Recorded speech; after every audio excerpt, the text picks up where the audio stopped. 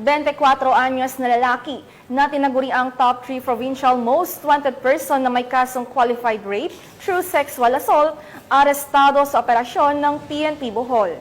Ang buong detalye mula kay Patrolwoman Flora May Azares.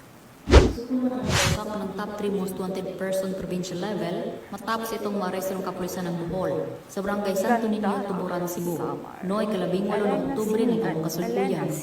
Kinilala ni Police Major Geoffrey D. Grande, Chief of Police ng Tuburan Municipal Police Station, Cebu Police Provincial Office, ang wanted na suspect na si Alice Justin, 24 anyos, na residente ng naturang lugar.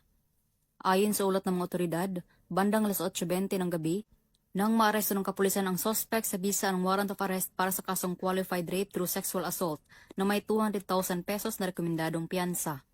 Samantala, kasalukuyang nasa kustodiya ng Tuburan MPS ang suspect para sa dokumentasyon at tamang disposisyon.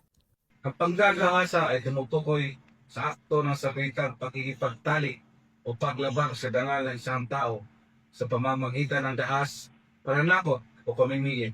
Ating tandaan, ang nagawang panggagahasa ay hindi kasalanan ng biktima, pagkos isang malupit na krimen na dapat panagutan ng umaabuso. Walang sinuman ang may karamatang manggahasa. Walang kasuotan, oras o lugar na maaaring maging dahilan o palusot sa panggagahasa.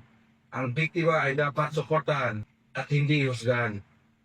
Mula dito sa Central Visayas, ako ay inyong Police News Network Correspondent, Patrolwoman Flora May Azares, alagad ng batas, tagataguyod ng Balitang Pulis.